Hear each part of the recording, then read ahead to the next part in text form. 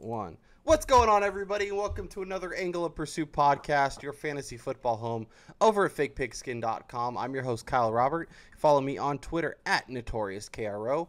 With me once again is Pablo at FF_Fugazi. What's up, Pablo? What's up, man? Good to be here again. Good to be I know. here. It's good to be back. I appreciate everyone's patience.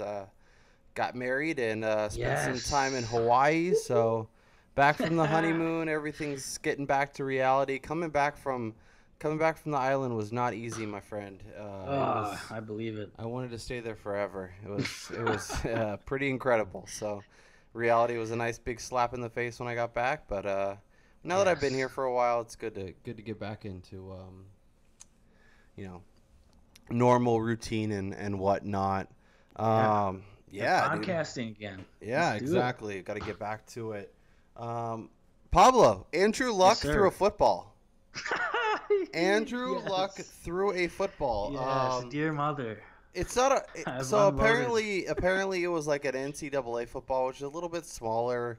And at Oh, I first, didn't even hear that. yeah, and then at first it was like Reggie Wayne was catching it and Vince Wilfork, and then and then he threw a swing pass to Jordan Wilkins. So like, Ooh. it's a slowly coming together. I guess for you, if you're thinking about this season, you're a Luck owner, or you're thinking where you might draft him in upcoming redraft leagues or maybe in best ball leagues. Does this move the needle for you? Does this make him more appealing? Does it make you? I guess does it make you feel more comfortable that we might actually see Andrew Luck under center this year? Um, yes.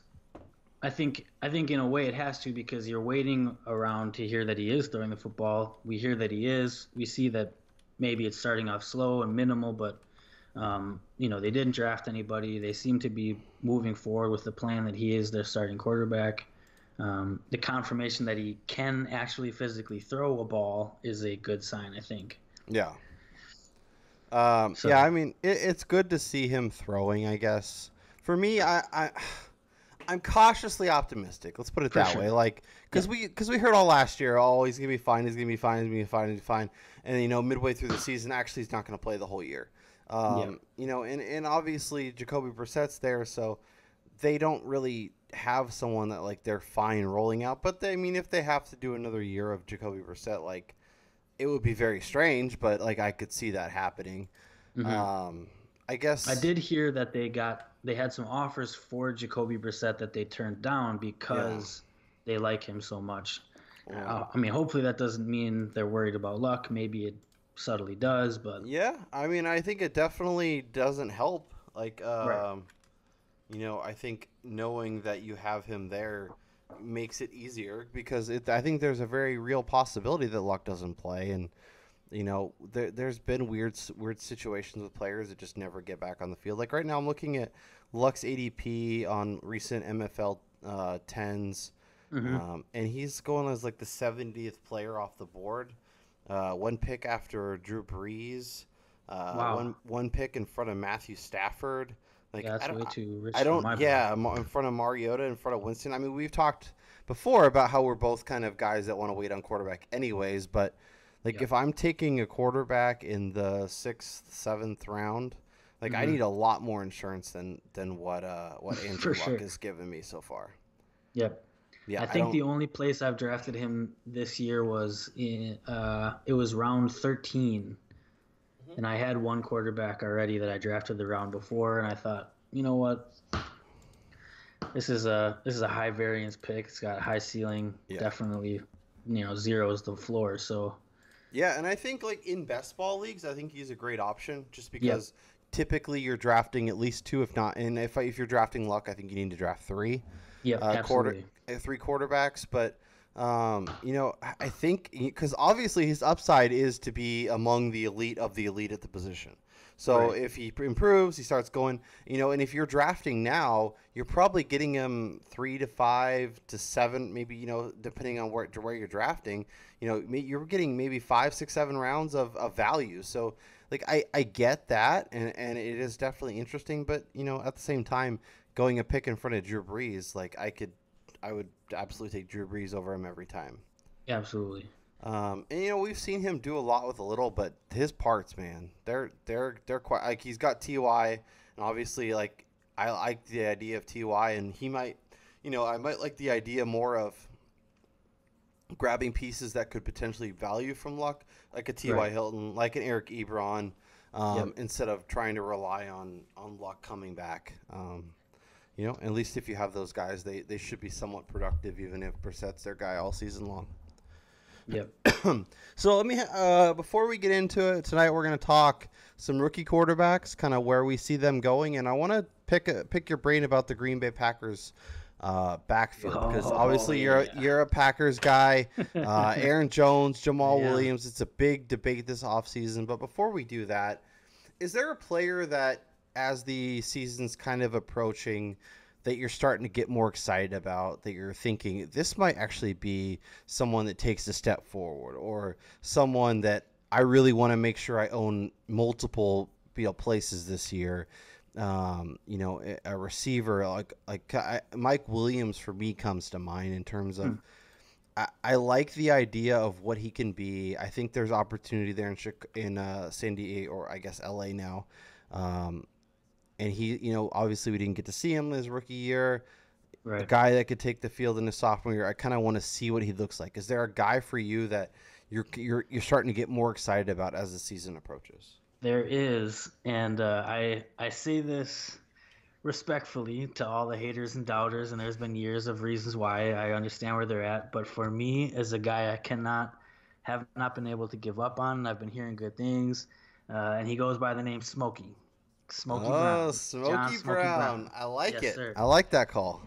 Yeah, you surprised me with that question, but when I was just thinking about it, I was like, oh, he's been the guy that I've been like,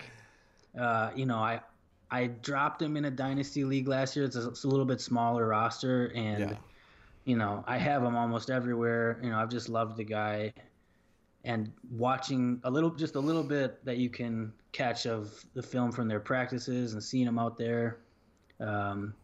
I haven't heard anything bad about his health up to this point, so I'm just like, you can get him in the 16th, 17th, 18th round. I mean, we were talking best ball drafts. Like, he is the perfect Right. option for the end of your best ball leagues. Where, Yeah. I mean, we've seen this guy be a really good wide receiver, and For Joe sure. Joe Flacco's a guy that's definitely not afraid to take his deep shots. I think he'll be a good fit. I mean, the Ravens finally have good wide receivers with Michael Crabtree on one side, and then obviously Smokey Brown either ripping the seam or lining up on the opposite side. I mean, I'm glad we're almost to the end with Brashad Perriman. We can finally move on from that.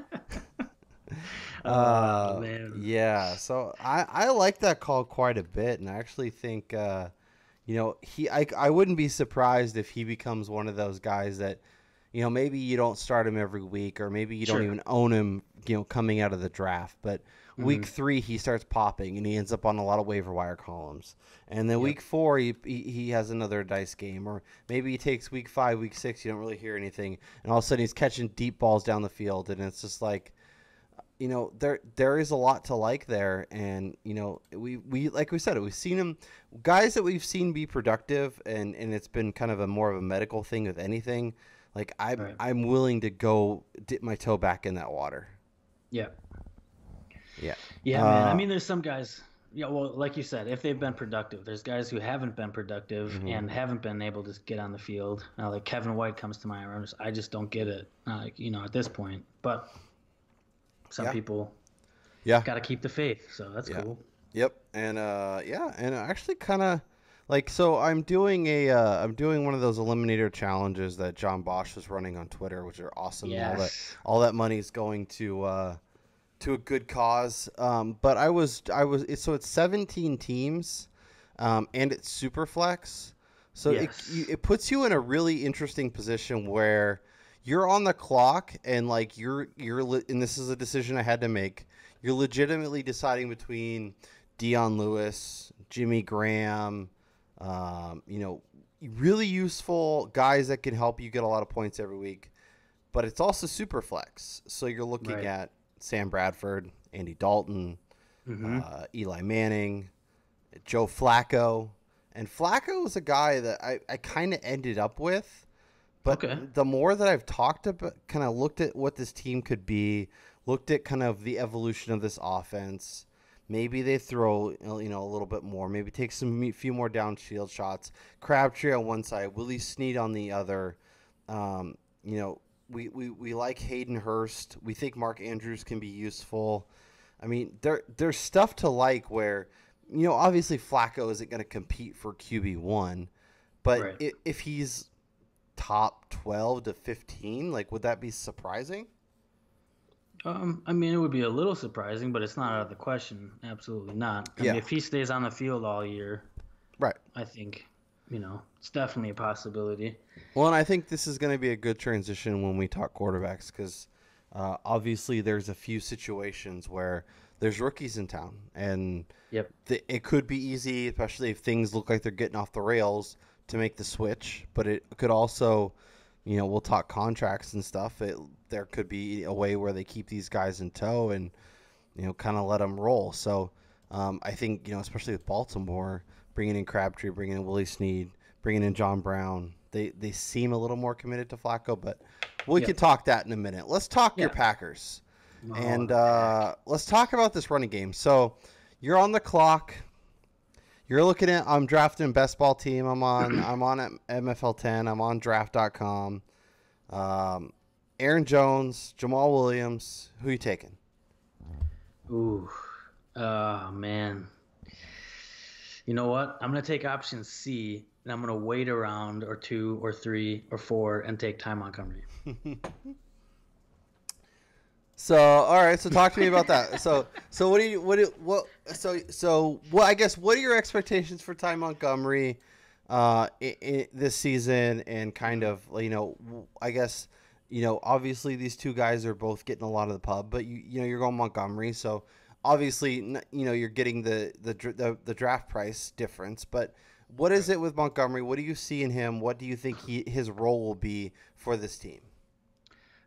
So the role is the questionable thing, but you can say that with all three of them. We don't Yeah. know what the role is going to be, and that's why I tend to lean towards the guy who I can get later on, who could end up being the number one guy. Yeah. Um, Mike McCarthy has stated numerous times that he likes Ty Montgomery, that he wants to get him on the field, that he wants him to be an intrinsic part of their offense. I don't know. Maybe that means he does sometimes in the backfield, sometimes in the slot. Maybe that means special teams, and it's not much on offense at all. Yeah. Um, Yeah, I mean but Montgomery was definitely a guy that I was really excited about before. Last year, going into last year, I thought this is a guy obviously on a killer offense, a guy that right, can catch the ball out of the backfield, a guy that flashed in the running game. So I was like, this guy is top 15, top 10 type upside at the position, especially in hmm PPR. yes, Obviously, he got injured, missed most of the rest of the year. Allowed opportunities for Aaron Jones and Jamal Williams to get real time. Um, right, so I guess there's a non-zero chance that they kind of let him resume his role, but I think the other two guys kind of genie's out of the bottle. We got to see what these, and then obviously Jordy's gone. right. They brought in Jimmy Graham, which kind of makes things interesting, but Randall Cobb's there. Like I could see him kind of being a master of a master of trade, all trades. Like put him in the slot, put him outside, put him at running back. Flare passes, screen passes, doing a bevy of different things. But Yeah, for me, I think Aaron Jones is the answer here, and I know. that's the He popular one. had and that kind of is, which scares me because usually when everyone's on board, that's when the stuff starts exploding. But Yeah, he had that 4 game stretch: New Orleans, Minnesota, Dallas, Chicago. yeah, Where he was getting the volume. He had 2 games over 125 yards. He had 3 touchdowns in that 4 game span. Showed a little bit in the passing game. I think if Ty Monty's there, I don't know if they'll use him a ton in the passing game, which right. scares me a little bit just because, that safe floor on a week to week basis in half PPR, in full PPR,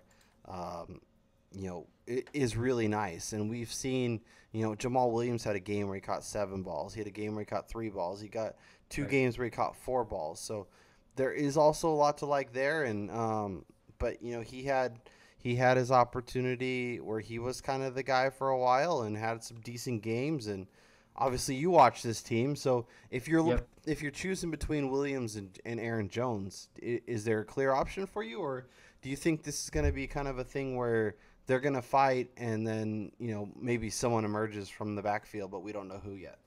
Right. Let me toss some stats at you before I tell you Let's my get on it. answer there. All right. So Jamal Williams, his PFF, he was graded out at 69.8. Not great. Maybe right around league average. Aaron Jones, PFF grade 82.6, quite a bit better. This is all just from last year. Mm-hmm. Their pass block rating, Jamal Williams 80.2, Aaron Jones 40.1. Mm. So, I mean, I've got a bunch of other stats here, but when I was looking at that, I thought Tymont's primary concern or our issue going into last year was that he can't pass block. Yeah. They drafted Jamal Williams, who is a very good pass blocker. Yep. And if they want to run an offense that is going to keep defenses on their toes and pass more on first or second down, then Jamal Williams becomes your guy because he can block and protect Aaron Rodgers, whereas Aaron Jones can't. Tymont is only a little bit better than Aaron Jones.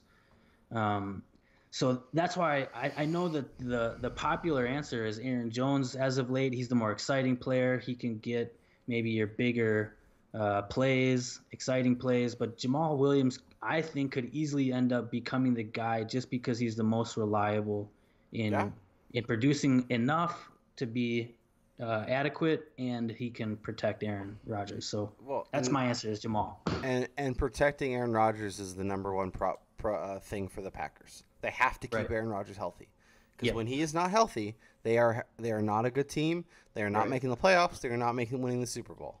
So that is definitely something. This is a team that loves to go. Aaron needs a guy he knows he can trust, and that's a great point. So if Aaron Jones spent the offseason proving that he can pass block better, and improves in that, then yeah.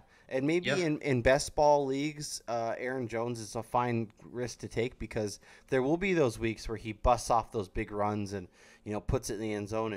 And I hate to do the kind of comparison, but like he could be the lightning to Jamal Williams' thunder, where they do like an early Saints where they have Mark Ingram and Alvin Kamara, or like back in the day with Lendell White and Chris Johnson. Like you could have Jamal Williams in there.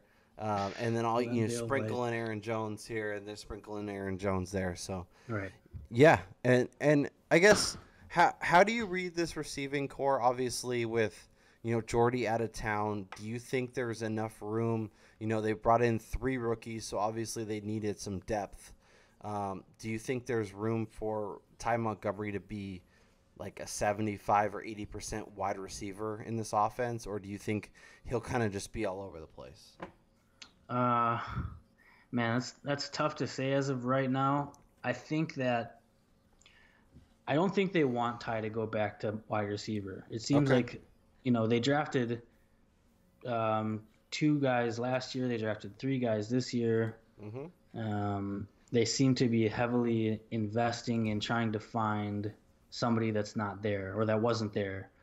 They took Jamon Moore in the 4th round, and they put his locker right in between Randall Cobbs and Devontae Adams. And I think they want Jamon Moore to be the guy. Obviously they took him the earliest. They're putting him in situations to give him the first opportunity to be that third guy. Yeah. It's tough to say what's going to happen, but I have the feeling that they kind of want to keep Tymont in a more of a running back role, a guy who can move all over the field, and he's bulked up too. I think he's even gotten heavier, muscular wise. Well, I think that's important because obviously we the beating running backs take, but we saw him wear down pretty easily. So yeah. Before we move on to quarterbacks, how I guess are you excited about the possibility of what Jimmy Graham can be in this offense? We all entered when he went to Seattle. Oh my God, this is going to be incredible. And we got, improvising Russell Wilson, who's going to find Jimmy Graham, and he's going to be a fantasy monster. He's going to score 100 touchdowns a season, and this that. And it kind of feels like we're starting to do that again in Green Bay with an improvising quarterback, with a team that's never really used their tight end. And obviously they went after him. They made a point of getting him, but like, I have questions. Me too. Me too. I don't know. Honestly, I was not thrilled about it when it happened. I've warmed up to it a little bit, but I just don't. Man, I think Jimmy Graham could end up having a pretty low output of yards. Yeah. Maybe he puts 10, 12 touchdowns up. I don't know. That's possible for sure. Yeah. I mean, I'm not like stoked about it. I just think, I don't know. Yeah. Like he was a guy. It was funny because I got like 3 or 4 shares of Jimmy Graham between like post Super Bowl, before rookie drafts, and then as soon as he signed with Green Bay, I was unloading those shares and getting obviously a nice return on them because for sure, everybody's all excited about the potential. But I'm super hesitant. And he could score 14 or 15 touchdowns with like 650 yards and have an incredible season. And these leagues where you have tight end premium or whatever, like it's obviously great to have, but right. I don't know, man. I keep going back and forth. He's a guy that I don't know.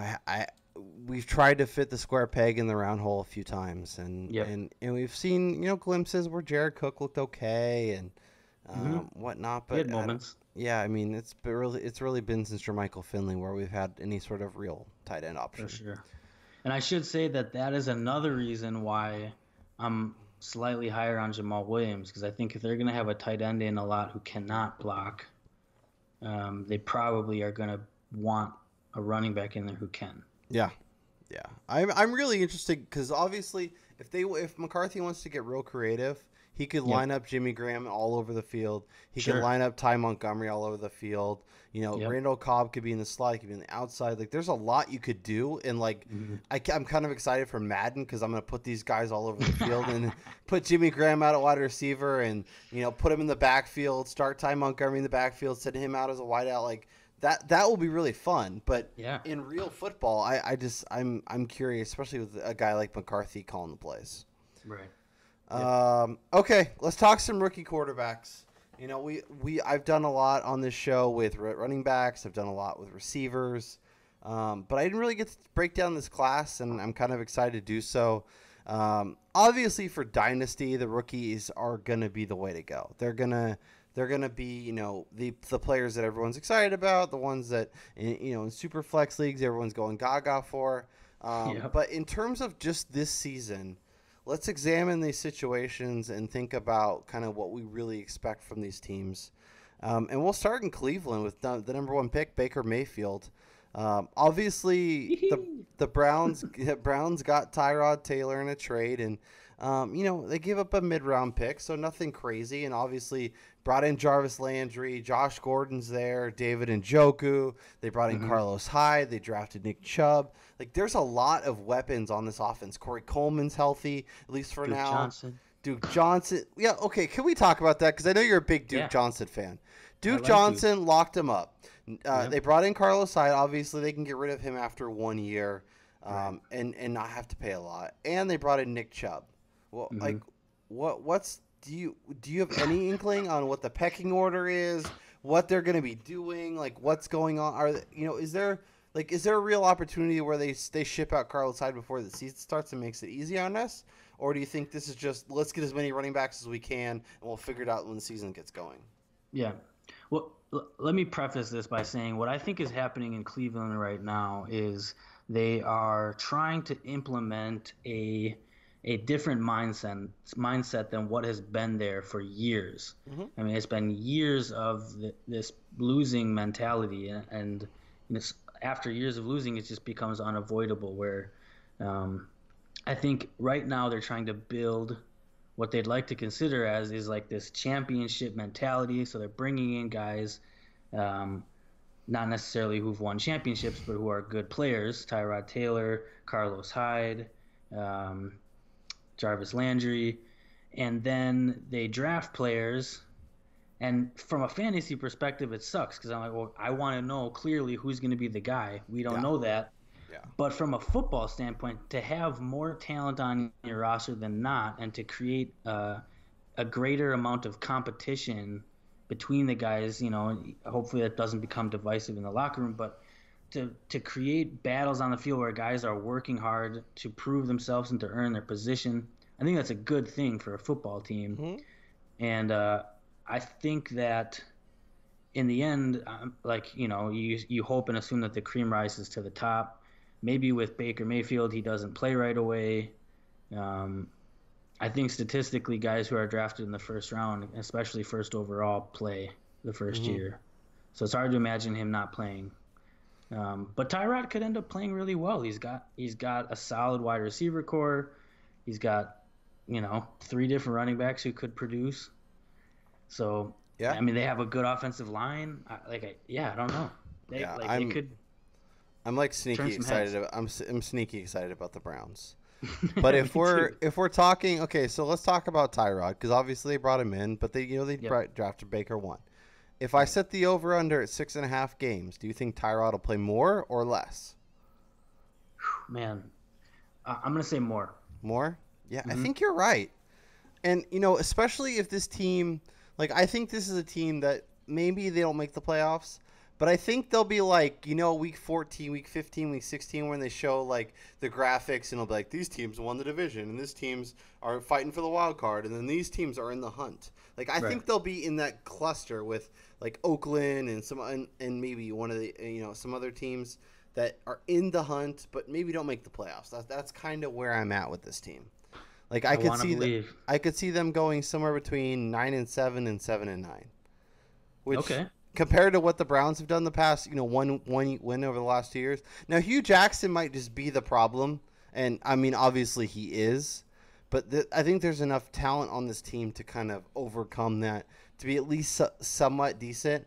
And Hmm. maybe it's an underwhelming 7-9 where this team had so much talent and they could have been a playoff team, and Baltimore's not very good, and Cincinnati's not very good, and obviously Pittsburgh will be the class of the division, but maybe they Right. could challenge for that second wild card spot. And Sure. Hugh Jackson, yeah, I don't want going down that road, but yeah, I think they'll spend this year at least the first like 10-12 games being competitive, where Tyrod plays most of those, assuming he doesn't get hurt. And we've Right. seen him battle injuries, so maybe it'll be a week 3, he's going out of bounds, he rolls his ankle or gets hit Hmm. wrong, and all of a sudden Baker trots on the field, and he's just too good to put back on the bench when Tyrod's healthy. But Right. and I think it makes sense too because these guys, if you're designing your offense, they're similar enough where you can kind of intertwine the two, where Sure. they're mobile, they can move in the pocket well, they have good deep balls. Hmm. I think Baker's a little bit better at improvising, but there's a lot where if you need to move them one in and one out, Right. it won't like completely throw off the offense. Yeah, no, I agree. I think also just to add to that, unless Baker Mayfield like really blows the lid off of it during Mm. the off season here, I think Tyrod starts, and I think that they are going to be more conservative with when they put Baker in because of Hmm. what happened. Now, I'm not saying Baker Mayfield is Deshaun Kaiser, but because of their experience last year with Deshaun Kaiser, I think that might make them a little bit more cautious and apprehensive about throwing Baker in. Yeah, yeah. Let's shift and stay in the same division, and we'll go up to Baltimore. We kind of hit on them a little bit earlier, but Flacco still has 2 years left on his contract, Hmm. and obviously they seem to be kind of working in unique ways to get Lamar Jackson on the field, because I think he is doing some stuff in OTAs, in minicamp, that there's stuff to like. And obviously, we could be looking back in 3-5 years, and going, how did he fall so low in this draft? But Yeah. as of now, I think this is Flacco's job. And of the guys we're going to discuss tonight, especially with what they did this offseason, I think Flacco is the guy. Like, if you had to say one of these guys will start 16 games, I think Flacco would be the guy with the best odds. I would agree with that. Yeah. Yeah, I think that I think they drafted Lamar Jackson kind of as like a luxury pick. Like he's still Mhm. there. You know, Flacco's getting older. He's getting to the point where we're gonna have to replace him. Yeah. You know, Yeah. I think it almost felt like a win for everyone with Lamar being able to sit and Mhm. learn and grow and develop a year before he gets thrown in. Yeah. And So Ozzy, for his sake, even I kind of hope that happens. Yeah, and Ozzie Newsome obviously was on his way out, so he wanted to make sure he left him with the quarterback of the future. And Right. if Flacco gets hurt, then Lamar can come in. If Flacco plays decent enough, and this is an average team, maybe Lamar sits this season, and maybe he's competing for the starting job. He says, "Hey, I learned a lot in my first year. I developed with these receivers in the year two, and it's a lot Right. easier when it's on the last year of his deal to kind of say, hey Joe, we're gonna go with the future." And Joe, I mean, I think will be okay with it at that. I mean, you never are when you're an ultra competitive guy, but Right. as reasonable as it could be, it's a lot easier with 1 year than it is with two. Sure. Let's go down to the desert and talk about the Arizona Cardinals because they're in a very, very similar situation. They drafted Josh Rosen, who I think he's right. He's my favorite quarterback of this rookie class. I think he has the most upside. I think he has so much potential, and I love the fit. But they paid Sam Bradford a good amount of money, and it's a 2-year deal. Yeah. This kind of feels like the Flacco situation where they're going to give Bradford every chance to stay healthy and start for this team and kind of try and get them at least in the hunt for a playoff spot. Hmm. Yeah. You don't For see it me, that way? no, not as much. I kind of feel like, man, I think that Rosen could actually end up starting earlier than you'd think, because I just, yeah, man, I feel like they're gonna want to get him in. Yeah. It's a new coaching staff, right? Just coming in this year. Bruce Arians left after last year. Is that Mhm. right? Yeah. So I guess they did bring in Bradford. These are the same guys who brought in Bradford, but yeah, I don't know, man. I feel like they know Bradford's not the guy for the future, assuming that because they only just signed him for 2 years. Mm-hmm.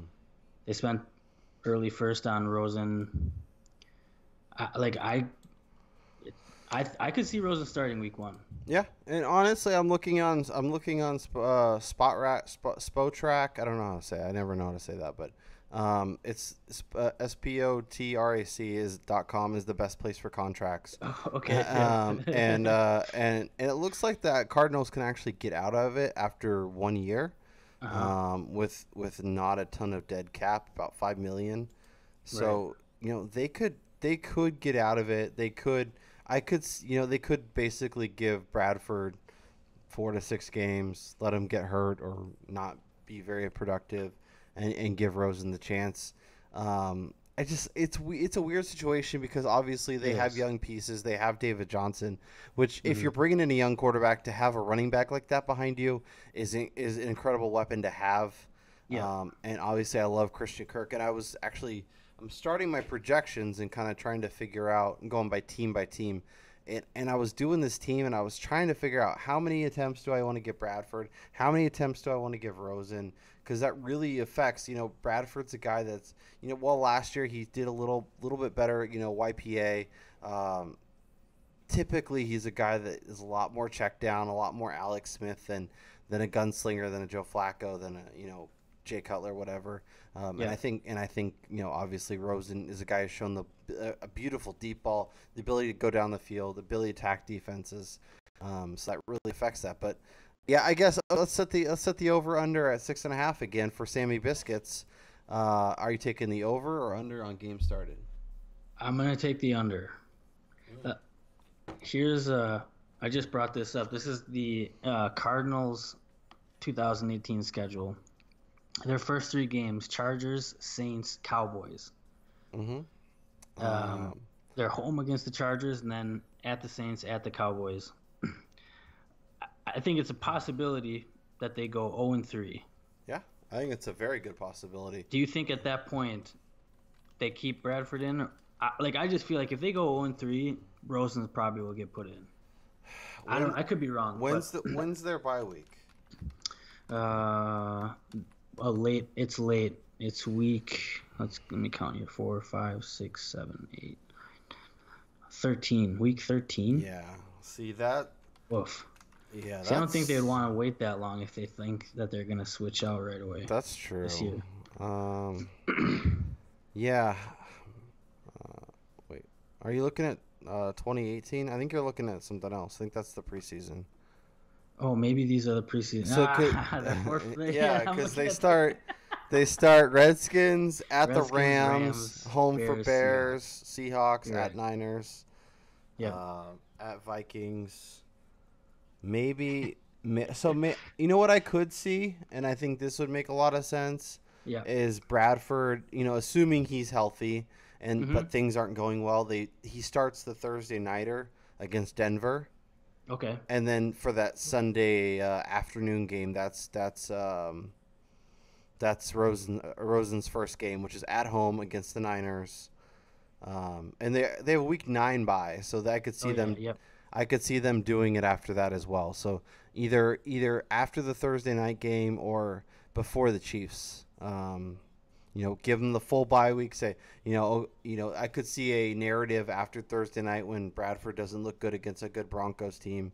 But at the Chiefs is a little tough. But they usually like to start rookies at home. But I could see them go, okay, it didn't look good against Denver. We'll give you one more shot against San Francisco. Oh, that went poorly. All right, we're gonna name Josh Rosen our starter in the whole bye week, and then an extra week, and that gives them plenty of time. And then he's Kansas City. Home for Oakland, at the Chargers, at Green Bay, home for Detroit. Kind of finishes out the year. So, sure. I don't. Part of me with my Rosen shares is like, come on, put this guy in. I'm really excited. I really think he can make Christian Kirk go off. But at the same time, like, I don't know. Some of these teams, man, they make some decisions. Yes, they do. Speaking of decisions, let's go to Buffalo, where they got a doozy of a decision. They brought in AJ McCarron. Yep. They still have Nathan Peterman on the roster, and they drafted Josh Allen. How do you see this shaking out? Well, you can probably rule out Peterman. I think. I had never been a huge believer in McCarron, so I could see a scenario very easily where Josh Allen is starting right away. Mm-hmm. Yeah, I could if Josh Allen starts week 1, that of all the guys that are kind of in this mix, I think that would be the one that would make the most sense.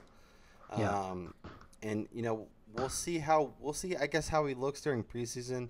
Maybe they brought in McCarron, they paid him a good amount of money. Maybe they say, okay, we'll give you, first few weeks to kind of prove that we can be a decent team, and obviously they won't with, Benjamin and Zay Jones, and that's kind of it. Do they still have Charles Clay? Yeah, Charles Clay's still there. Okay. Yeah. Poor Charles. I know. Poor LaShawn. Yeah, LaShawn McCoy is just going to get murdered in the backfield.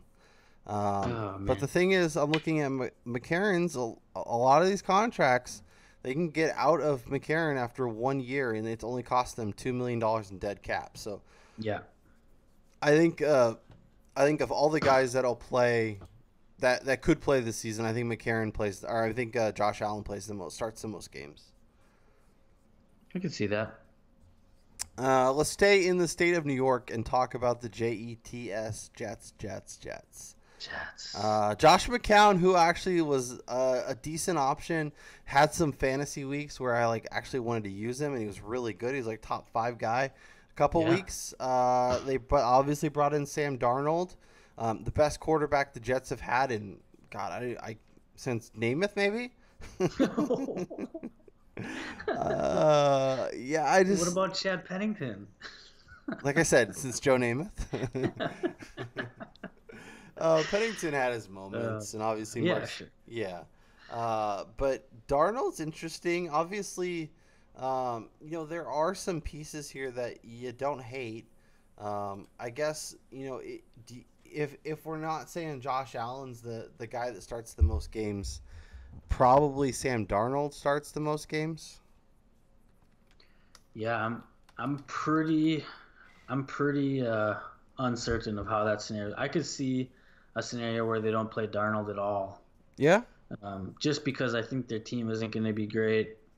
And instead of throwing him into the fire, letting him just sit and learn under McCown for a whole year, Yeah. like it sounds crazy, but like I could see them doing that. Yeah, and if McCown gets hurt, they just go to Teddy Two Gloves and let Bridgewater chuck it around for a little while, and Teddy Two Gloves. uh, yeah, I don't know this Jets roster. Like they obviously brought in Crowell, they brought in Terrell Pryor to go with Robbie Anderson, Jermaine Kearse. Like like this is one. Quincy. Yeah, this is one of those dynasty rosters that you look at and you're like, what happened here? What'd you do? Did you give up on too many early picks or what? But yeah. So, but yeah, I mean, I don't know. Like, there's a lot of positive. I guess when you see these positive reports out of camp, do like, I guess, do you take them with like a grain of salt? Do you not pay attention to them at all? Do you think there's some merit to them, or does it kind of depend on what you read? I mean, I think it depends on what you read, but like I think you should always take it with a grain of salt. What I am often looking for is I try to pay attention throughout the entire off season, and if you can see a guy who has consistently been, the drum has been beating for him throughout the entire process, Mm-hmm. especially when they're younger. You know, early May, you start hearing little things about like, wow, he was, having some great plays. And as the offseason progresses and they get into the preseason, if you keep hearing that drum beat happening for guys, that's when I start to really grab hold of it. I just take it and try to put it on the back burner and see if you keep hearing things or not. Yeah, no, and that's great because and Matt Harmon has done that a lot where he talks about the drum beat and if it's building and building and he builds through OTAs and builds through mini camp and builds into preseason and they show up in preseason, they start doing stuff like that's what you want to see, and that's when Yep, you go, okay, that's a guy that could break out, that's a guy that could be something. for um, sure. is there a name or two that as the preseason approaches you really want to see, or maybe a position battle that you're keeping an extra close eye on that as the preseason approaches you really want to pay attention to because you think there could be some tremendous value there? Um, I mean, there's a ton of them, to be honest. But I think we already talked about some of them with the Packers running backs, the Packers wide receivers. Yeah. I want to know who that number 3 guy is going to be. Geronimo. Geronimo, it could be too. Like he's made some plays, Yeah. but I like how you said that. He's yeah, made some plays. he's made some plays. Shoot, who was I just thinking of? I'm really interested to see. So going into the draft season this year, James Washington was my rookie wide receiver 1. Yeah. I just fell in love with him. Same. Him and Anthony Miller, and people seem to grab hold of Anthony Miller more, especially after the draft. He was drafted same round but higher. Yeah, and a great Uh, situation where he could be a year one guy. yeah, as a Packer fan, I absolutely hated that the Bears took him. But yeah, I really want to see. I would love to see if James Washington can become the number 3 guy on the Pittsburgh Steelers. They're Mm-hmm. one of only a few teams that have been able to consistently produce 2 wide receivers in the top 24. Most teams can't do that. Yeah. Some don't even have one. So, I know everybody loves Juju, and I'm not even hating on him, but there's potential scenario where James Washington ends up actually putting up more Yeah. than Juju. So I'm kind of with that, and I like Juju, but I think I would like if he took a little bit of a step back, or it was kind of every other week with him and Washington kind of taking turns. You know, they hmm obviously like Vance McDonald, so they want to work that in as well. But yeah, you know, I don't think it's crazy to think that there could be some opportunity across from Antonio Brown for sure. James Washington. I think Chris Godwin is a guy that I'm definitely interested in to see. Oh yeah, The drum keeps building with him, and we've seen it kind of the narrative going. And you know, Jameis Winston and kind of that Bucks offense is one that we were all really excited about last year. That kind yep. of let us down. Uh, So bad. I think they could be in line to kind of rebound in a good way this year, and I think Totally. Godwin would be important for that. And I'm really paying attention to Indianapolis and their running backs. Okay. Yep. Obviously, having a healthy Andrew Luck will help whoever's getting the carries. Jordan Wilkins was a guy that we were kind of getting into as rookie drafts were approaching, and then Marlon Mack's a little banged up. I don't want to get Joe Williams again, and you know. You know, we always Yeah. find that one running back who could emerge and it could be sexy and could do a lot for our fantasy team, and we kind of talk ourselves into it, and then the Yep. season comes and he never even makes the field or plays very Right. sporadically. Sure. So, but yeah, I think there is opportunity in Indy, or if it's Marlon Mack, I like Marlon Mack. I think there's talent to be had hmm there as well. So you know, if I want to see where this offense kind of heads and how it kind of shakes out. Yep. Another one for me, I would say, is the Seahawks backfield. Yeah, I really like Rashad Penny, but I am concerned that the Chris Carson's gonna come vulture some catches and touches. the one thing I noticed when I was looking up the pass blocking grades for the Packers running backs is Chris Carson was awful as well. His was even worse than Aaron Jones's. See, So I like Chris Carson a lot, but he yeah, was a late round pick. He seventh round, I think. injured guy. Yeah, I could see him getting sporadic touches, but this with Brian Schottenheimer coming in, I think this is an offense that's going to want to feature a guy, and hmm I think Penny's that guy, and I think they're going to load him up with work. And yeah, maybe that's not week one, maybe that's week 4 through the rest of the year, and maybe sure. Chris Carson gets some touches in the first couple weeks. Um, but I think. I don't know. I think that's going to be a situation that's actually going to make Rashad Penny a little more reasonable at the draft table, at least as of right now. hmm As the season approaches, maybe that kind of narrative goes away, and then Penny's price goes back up another round or two. But yeah, I think if I'm doing best ball drafts right now, you could probably get Rashad Penny on a little bit of a discount with the Carson news. hmm Yeah, man, it's tough. Yeah, I yeah, never know, and I'm always concerned that there's teams out there like the Eagles who just really want to run three guys. yeah. That they have a heavy rotation of on any given week. And, the Patriots have been notorious for this as well. And sometimes I wonder, is this just where the NFL is headed? Where Yeah. running to where two guys became the norm. Within the last few years, I feel like, and man, if it becomes three, that's going to be rough for for Yeah. fantasy. One thing before we get out of here. So, like, it might be a little difficult just because we play in leagues that are deeper.